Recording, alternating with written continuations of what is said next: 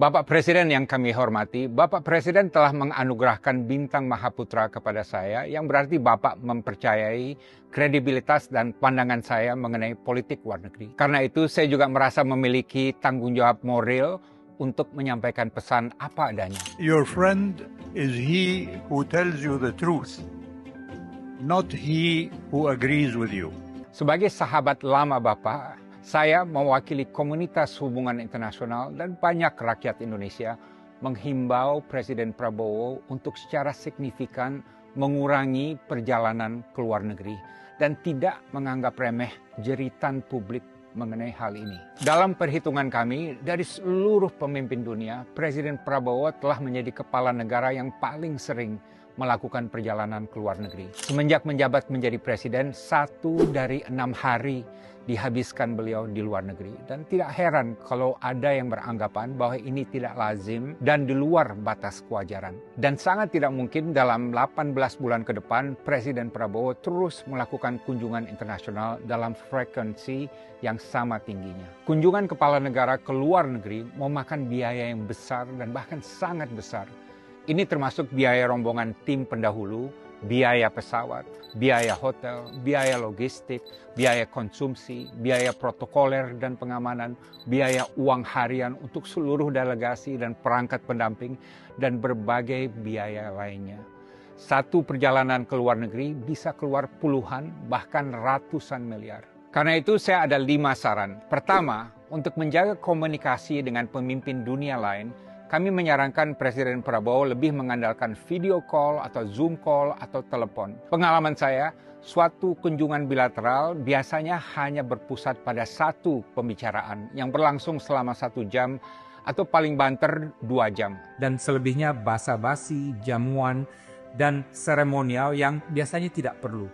Jadi dengan satu video call yang bernilai Rp0, negara praktis dapat menghemat ratusan miliar dari perjalanan ke luar negeri, dan hasilnya dari segi substansi juga kurang lebih sama. Aksi penghematan melalui Zoom call ini dapat menjawab persepsi sebagian masyarakat yang menganggap perjalanan presiden ke luar negeri cenderung boros dan bersifat jalan-jalan.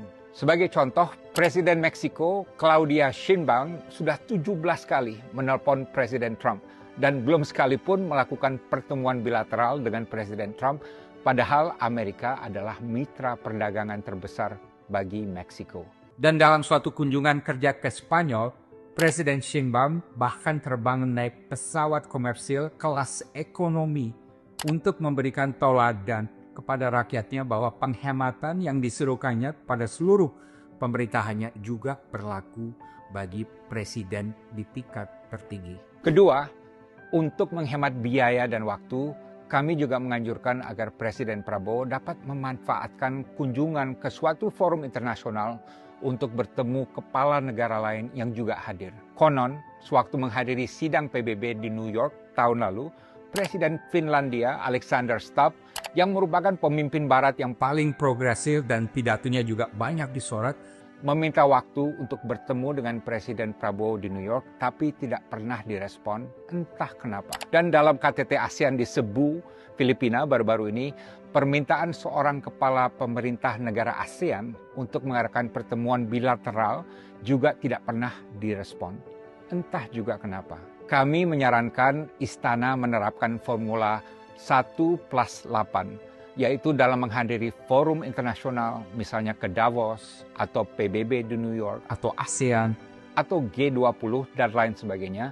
Sembari menyampaikan pidato, Presiden juga bisa menerima atau bertemu paling tidak dengan 8 kepala negara lain yang juga hadir. Kenapa 8? Karena nampaknya angka 8 adalah favorit Presiden yang juga dikenal sebagai 08. Ketiga, saya juga berharap kunjungan internasional Presiden Prabowo dapat dilakukan secara profesional dan direncanakan dengan baik. Kami mengamati ada sejumlah kunjungan yang dilakukan secara spontan tanpa perencanaan dan tujuan yang jelas. Rencana kunjungan internasional Presiden secara garis besar perlu dipetakan setahun sebelumnya. Baik Seskap Teddy atau Menlu Sugiono perlu mengumumkan rencana kunjungan presiden ke suatu negara 1 bulan sebelumnya atau minimal seminggu sebelum hari H. dan diumumkan juga bersamaan dengan negara yang akan dikunjungi. Kunjungan Presiden ke Pakistan dan Rusia sewaktu bencana banjir Sumatera misalnya dilakukan tanpa ada informasi apapun kepada publik sebelum berangkat. Perlu pula diterapkan asas akuntabilitas dan transparansi Karena cukup sering publik tidak tahu Presiden ada di mana di luar negeri. Keempat, saya juga menganjurkan untuk 1 tahun ke depan Presiden Prabowo lebih banyak menerima tamu negara di tanah air ketimbang melakukan perjalanan ke luar negeri. Inilah yang dilakukan Presiden Tiongkok Xi Jinping yang jauh lebih banyak menerima tamu negara di Beijing ketimbang bepergian ke luar negeri. Kelima, saya juga mengusulkan agar ke depan sebagian besar misi diplomatik yang bersifat taktis dapat dioper ke Menlu Sugiono.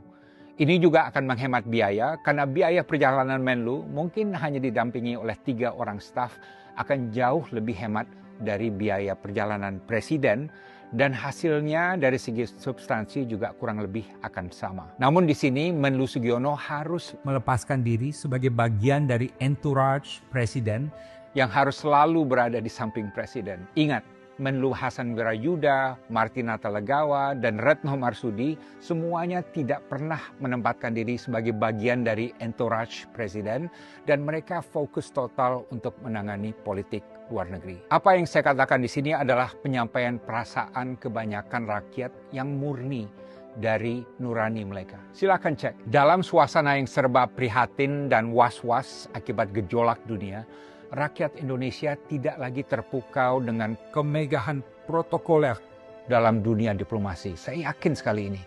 Rakyat mengharapkan pemimpin mereka bisa menunjukkan kepekaan dan kepatutan dalam melakukan perjalanan ke luar negeri. Saya Dino Patijalal, speak truth to power, speak truth to the people, wisdom without fear.